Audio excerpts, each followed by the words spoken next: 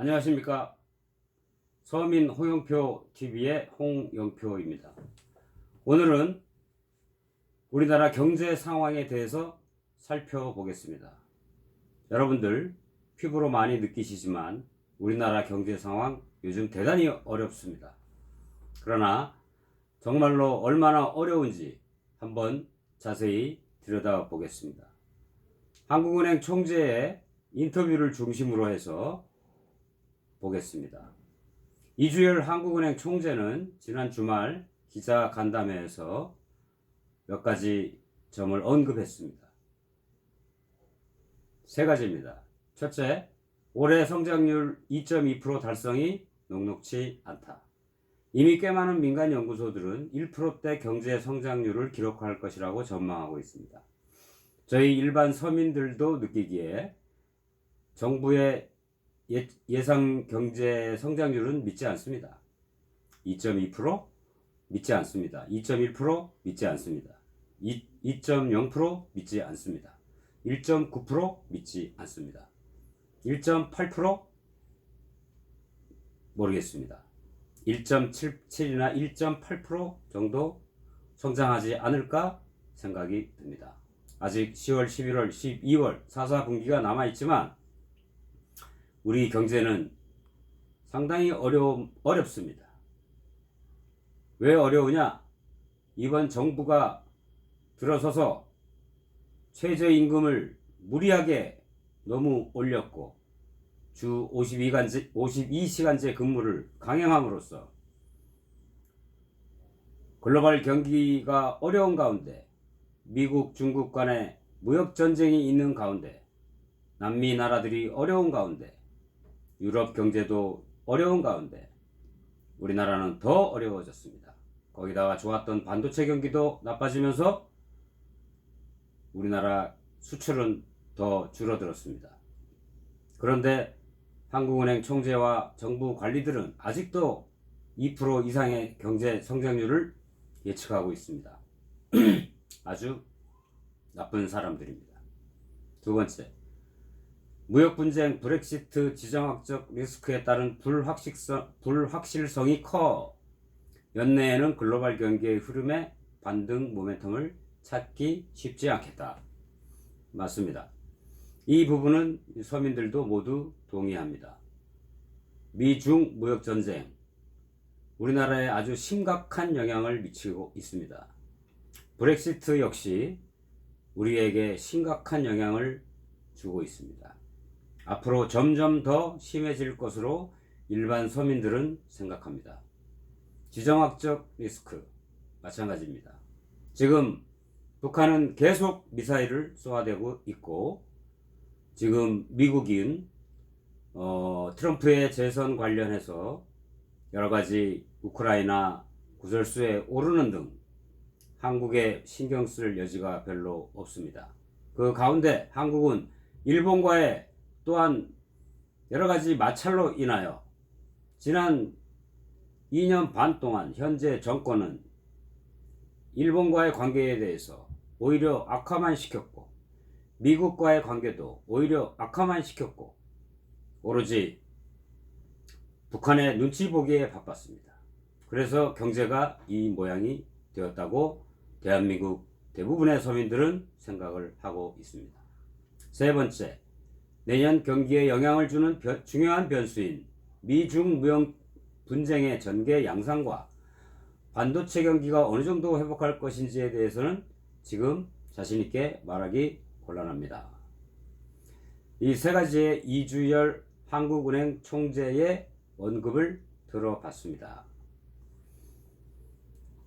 결론적으로 한국 경제가 올해도 어렵지만 내년에도 더 어렵다는 얘기로 들립니다. 또 물가 자체도 지난 8월에 기대 인플레이션율이 1.7%로 신저점을 갱신했다고 합니다. 이게 혹시 디플레이션의 시발점이 되지 않을까 많은 국민들은 염려하고 있습니다. 그러나 정부 관리자들은 아무도 이미 디플레이션이라고는 주장하지 않습니다. 그러나 많은 경제학자들이 이미 일본식으로 L자 장기 불황에 벌써 진입을 한참 했다라고 보는 시각이 많습니다.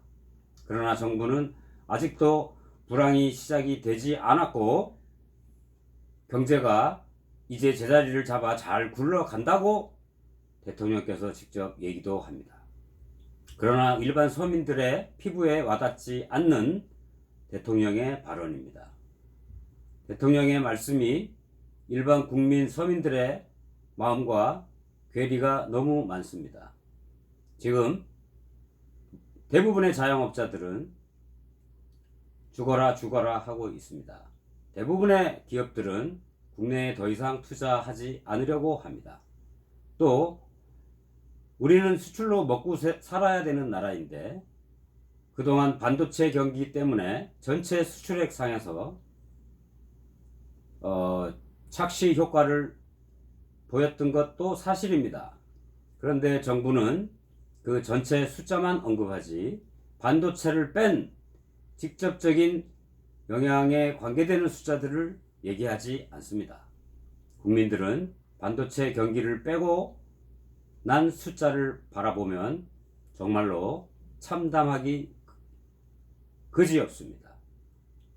대한민국 경제, 이 정권이 들어서서 엄청나게 나빠지고 있습니다. 앞으로 더 나빠질 것이 확실해 보입니다. 그런데 이런 불경기를 벗어나는 방법이 두 가지 있기는 하다고 합니다. 첫째, 똑같은 상품을 생산하더라도 수요가 늘어나는 운이 좋은 경우.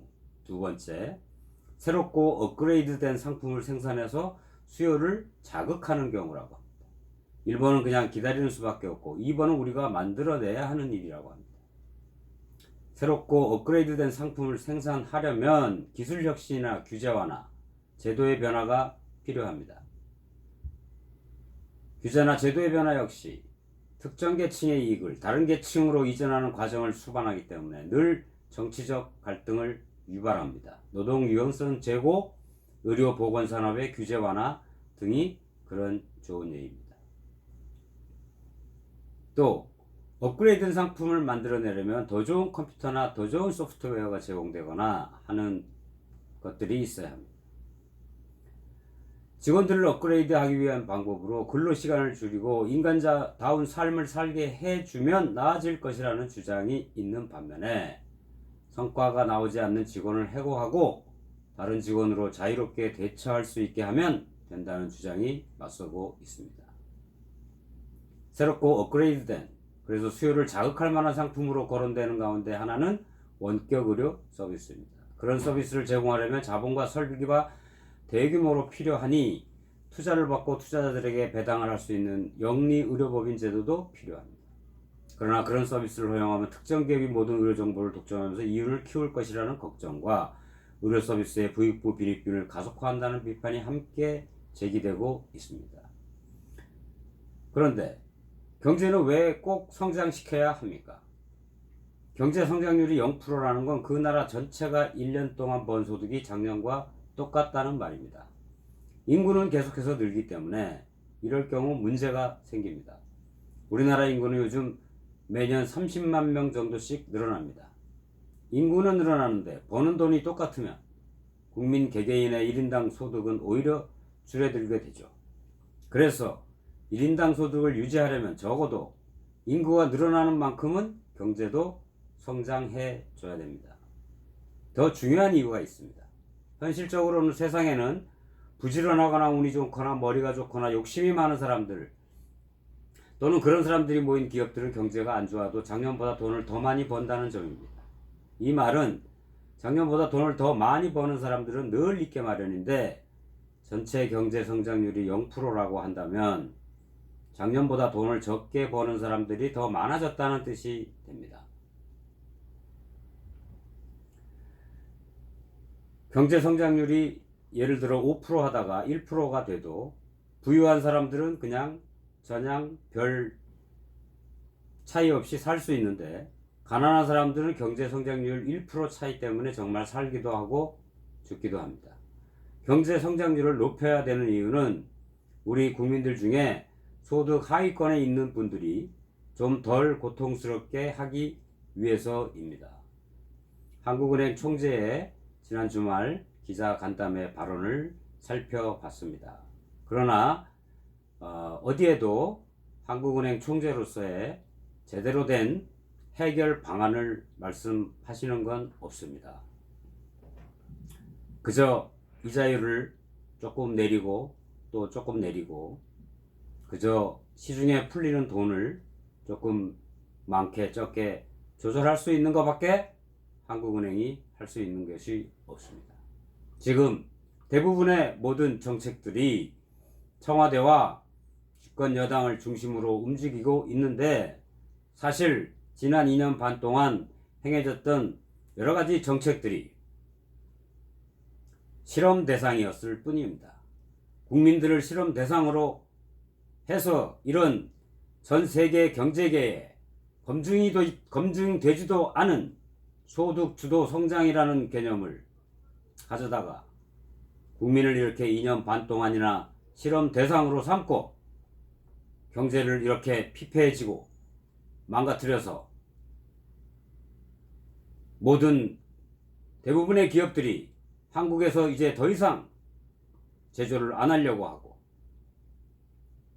외국으로 나가려고 합니다.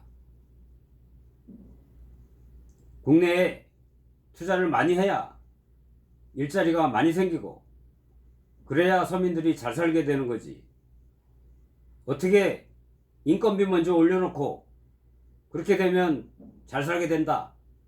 어떻게 그런 논리가 이 경제 현실에서 통할 수 있는지 우리 서민들은 이해가 안 갑니다. 투자를 많이 하고 일을 열심히 더 많이 하고 공장을 짓고 생산품을 더 늘리고 수출을 많이 하고 그렇게 해야 우리나라 소득이 올라가고 경제가 발전하지. 어떻게 인건비 먼저 올려놓고 일은 적게 하라. 52시간 이상 일하면 안 된다. 어떤 이런 사회주의적이고 전체주의적인 발상으로 자유시장 경제, 대한민국의 경제를 일으키려고 합니까? 현 정부에게 물어보고 싶습니다. 저 같은 일반 시민들도 이렇게 생각하는데 어떻게 정부 여당은 2년 반 동안이나 집권을 지금 하고 있는 와중에 오히려 경제를 망치는 쪽으로 가고 있습니까? 제발 좀 이제라도 세계적으로 검증도 되지 않은 소득 주도 성장인가 뭔가 폐기하고 제대로 된 국가 성장 전략을 좀 마련해서 국민들을 안심시켜 주시기 바랍니다. 그렇지 못하시면 분명 내년 총선에 그 심판을 받을 것이며 이 경제를 망친 현 정권은 분명히 2년 반 뒤에 대선에서 재집권을 하기는 어려울 것이다. 그렇게 감히 일반 서민의 한 사람으로서 말씀드리고 싶습니다. 일반 서민들이 마음 내놓고 말하지 못하는 것들 서민과 뉴스 홍영표 TV에서 시원하게 말씀드리겠습니다. 구독과 좋아요 눌러주시고 많은 댓글로 응원 부탁드리겠습니다. 감사합니다.